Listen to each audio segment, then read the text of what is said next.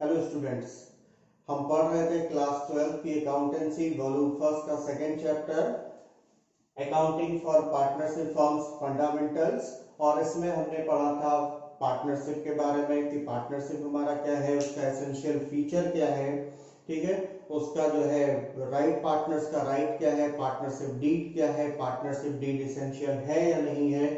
और next point है provisions affecting accounting treatment in the absence of partnership deed. कौन कौन से ऐसे प्रोविजंस हैं हमारे पार्टनरशिप एक्ट 1932 के कि जो पार्टनरशिप डीड के एग्जिस्ट ना करने पे अप्लाई होते हैं। तो पहला देखिए क्या दिया है यहाँ पे, मैटर्स और provisions of Indian Partnership Act 1932। कौन कौन से ऐसे मैटर्स हैं जिन पे हमारा इंडियन पार्टनरशिप एक्ट 1932 का प्रोविजन अप्लाई होगा। तो पहला हमारा दिया है शेयरिंग ऑफ प्रॉफिट्स और लॉसेस। मान लीजिए पार्टनरशिप डीड हमारे पास नहीं है, ठीक है, हमने रिटर्न में एग्रीमेंट नहीं किया, या मान लीजिए हमने एग्रीमेंट किया, रिटर्न है, पार्टनरशिप डीड है, लेकिन उसमें हमारे प्रॉफिट शेयरिंग रेशियो के बारे में कोई भी इंफॉर्मेशन अवेलेबल नहीं है, प्रॉफिट शेयरिंग रेशियो के बारे में हमने कोई भी एग्रीमेंट नहीं किया। तो ऐसे केस में इंडियन पार्टनरशिप एक्ट 1932 के प्रोविजन के अकॉर्डिंग जो प्रॉफिट शेयर होगा वो पार्टनर्स में इक्वली शेयर होगा। प्रॉफिट और losses are shared equally by the partners. Partner क्या करेंगे, उसको आपस में इक्वल डिस्ट्रीब्यूट करेंगे। सेकंड क्या है, इंटरेस्ट ऑन कैपिटल। अगर पार्टनरशिप डीड नहीं है, पार्टनरशिप डीड हमने नहीं बनाई या पार्टनरशिप डीड बनाने के बाद भी हमने उसमें इंटरेस्ट ऑन कैपिटल के लिए कोई भी एग्रीमेंट नहीं किया, तो ऐसे केस में interest on capital is not paid और अलाउड टू पार्टनर्स। पार्टनर्स को कोई भी इंटरेस्ट ऑन कैपिटल पे नहीं होगा। फिर नेक्स्ट हमारा है interest on drawings. Interest on drawing के लिए भी सेम रूल है कि अगर पार्टनरशिप डीड नहीं है, एग्जिस्ट नहीं करता है, या पार्टनरशिप डीड में हमने इंटरेस्ट ऑन ड्राइंग के लिए कुछ नहीं लिखा, तो पार्टनर्स पे कोई भी इंटरेस्ट ऑन ड्राइंग चार्ज नहीं किया जा सकता। Interest on drawings is not charge from partners. Partner से इंटरेस्ट ऑन ड्राइंग चार्ज नहीं करेंगे। नेक्स्ट हमारा आता है इंटरेस्ट ऑन एडवांस और लोन बाय अ पार्टनर। जब भी कोई पार्टनर फर्म को लोन देगा तो इसके लिए हमने आपको बताया था कि प्रोविजन क्या है, इंडियन पार्टनरशिप एक्ट 1932 के अकॉर्डिंग अगर रेट ऑफ इंटरेस्ट एग्रीड है, पार्टनरशिप डीड बनी है और उसमें रेट ऑफ इंटरेस्ट दिया गया है, तो उस रेट से पार्टनर को पे होगा इंटरेस्ट उसके एडवांस पे। लेकिन अगर वहां पे रेट डिसाइड नहीं किया गया या पार्टनरशिप डीड एग्जिस्ट नहीं करता है, तो ऐसे केस में according to Indian Partnership Act 1932 interest on advance paid to partner at the rate of 6% per annum. कितना पे होगा, 6% पर एनम पे होगा पार्टनर्स को। Interest on loan is paid at 6% per annum. Interest on partners loan is charged against profit। और ध्यान रखिएगा क्या होता है, चार्ज अगेंस्ट प्रॉफिट होता है। It means interest is payable even if there is a loss। मतलब अगर फर्म का लॉस भी है तो उस कंडीशन में भी इंटरेस्ट ऑन पार्टनर्स लोन पे करना पड़ेगा। बाकी चीजें देनी पड़े या ना देनी पड़े, लेकिन इंटरेस्ट ऑन लोन पे करना होगा चाहे फर्म का लॉस ही क्यों ना हो।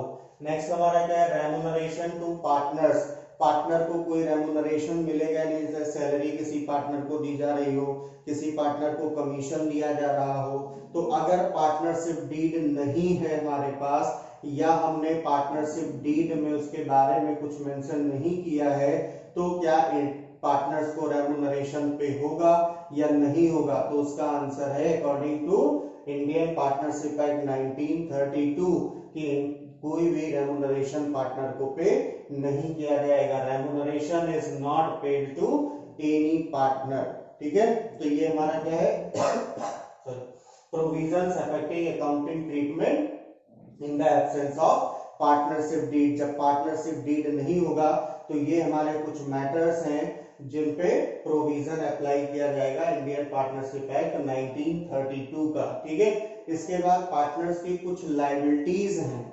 पार्टनर्स की कुछ लायबिलिटीज हैं, तो देखते हैं कि वो लायबिलिटी क्या क्या है। लायबिलिटीज देखिए पार्टनर्स की क्या है। पार्टनर्स की दो लायबिलिटी है।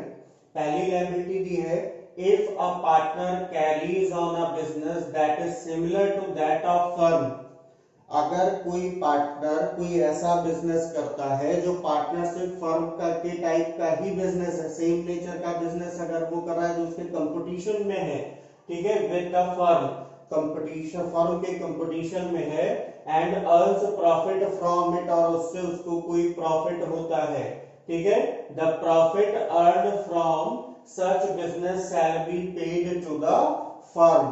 तो वो क्या करेगा, जो प्रॉफिट उससे कमाएगा वो उसे किसे देना पड़ेगा, फर्म को देना पड़ेगा, ठीक है। तो पहली लायबिलिटी क्या है कि अगर पार्टनर कोई ऐसा बिजनेस करता है, कोई ऐसा बिजनेस कर रहा है जो पार्टनरशिप फर्म के कंपटीशन में होगा, सेम टाइप का बिजनेस होगा, और उस पे अगर उसे कोई प्रॉफिट हुआ तो वो प्रॉफिट उसे फर्म को देना होगा। और दूसरी लायबिलिटी भी बिल्कुल सेम ऐसे ही है कि अगर कोई पार्टनर खुद प्रॉफिट किसी तरीके से कमाता है, बिजनेस की कोई प्रॉपर्टी यूज करके, कुछ कनेक्शंस यूज करके, कुछ एसेट्स यूज करके अगर वो प्रॉफिट कमाता है तो उस प्रॉफिट को भी उसे फर्म को देना होगा।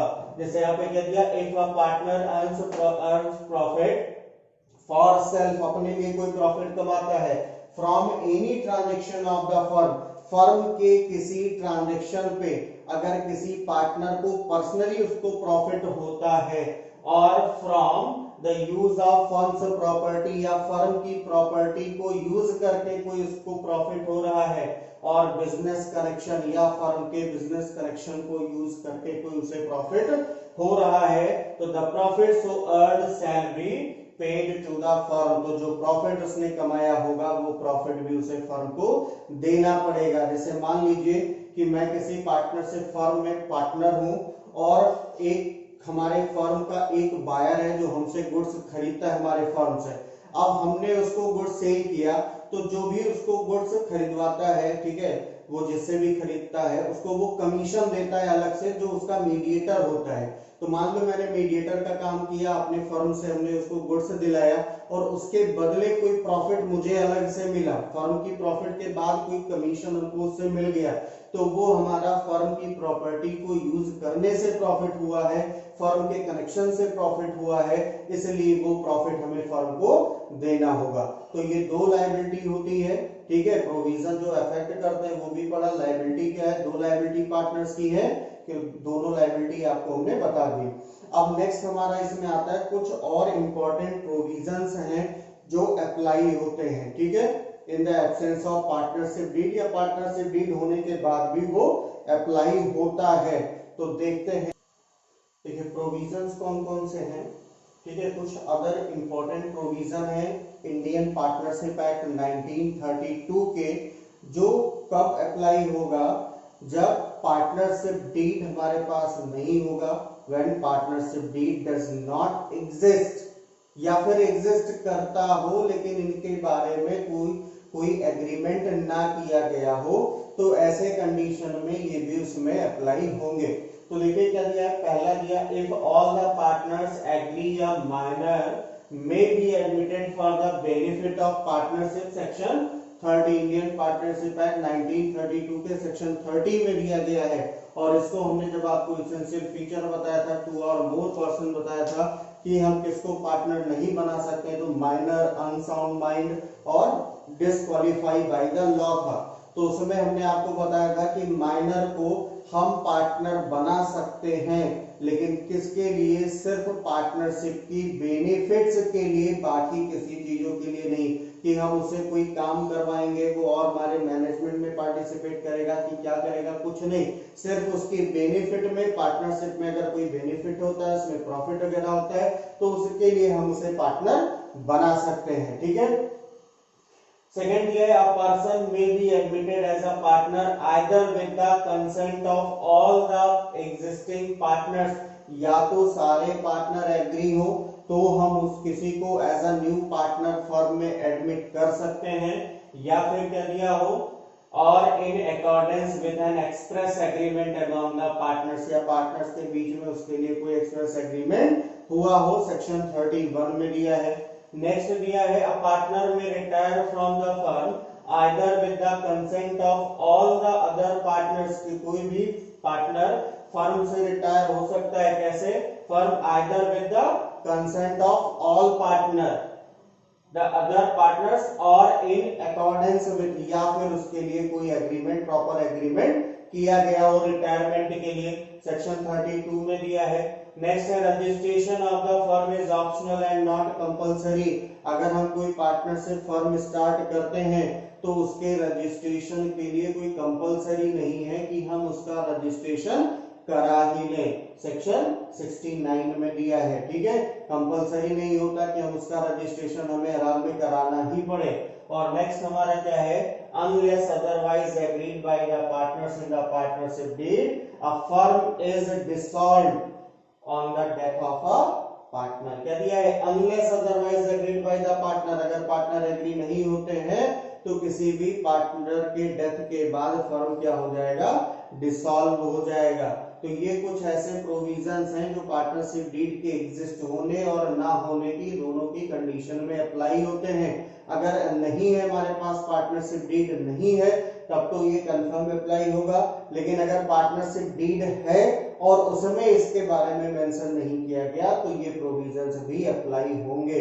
तो आज के टॉपिक में हमने क्या कवर किया? आज के टॉपिक में हमने कुछ ऐसे प्रोविजंस पढ़े जो अफेक्ट करता है पार्टनरशिप एग्रीमेंट को। ठीक है, क्या करता है? हमारा जो अकाउंटिंग ट्रीटमेंट है उसको अफेक्ट करता है। जब हमारे पास पार्टनरशिप डीड नहीं होता है तो उसमें हमने किसके बारे में पढ़ा कि प्रॉफिट शेयरिंग रेशियो क्या होगा जब हमारे पास पार्टनरशिप डीड नहीं होगा। तो ऐसे केस में प्रॉफिट को इक्वल डिस्ट्रीब्यूट किया जाएगा। इंटरेस्ट ऑन कैपिटल अलाउ नहीं किया जाएगा। इंटरेस्ट ऑन ड्राइंग चार्ज नहीं करेंगे। कोई पार्टनर अगर फर्म को एडवांस देता है तो उसे 6% पर एनम की रेट से इंटरेस्ट रिसीव करने का राइट है अगर पार्टनरशिप डीड नहीं दी गई और उसमें मेंशन, या है पार्टनरशिप डीड और उसमें मेंशन नहीं किया गया रेट को। ठीक है, फिर रेम्यूनरेशन टू पार्टनर्स, किसी पार्टनर को रेम्यूनरेशन पे होगा या नहीं होगा? तो बिल्कुल भी नहीं होगा। अगर पार्टनरशिप डीड एग्जिस्ट नहीं करता है और पार्टनरशिप डीड में उसके बारे में, या पार्टनरशिप डीड एग्जिस्ट करता है उसके बारे में कोई इंफॉर्मेशन नहीं लिखी गई, कोई एग्रीमेंट नहीं हुआ, तो किसी भी पार्टनर को कोई रेम्यूनरेशन नहीं मिलेगा।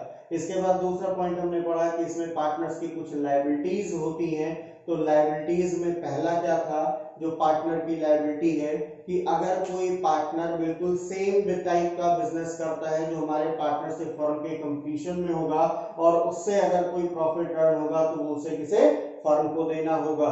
और दूसरा क्या पढ़ा था कि अगर फर्म का कोई प्रॉपर्टी यूज किया, फर्म के कनेक्शन को यूज किया है ना, या किसी भी तरीके से कि फर्म की हेल्प से हमने पर्सनली कोई प्रॉफिट अर्न किया है तो उस प्रॉफिट को भी फर्म को देना पड़ेगा।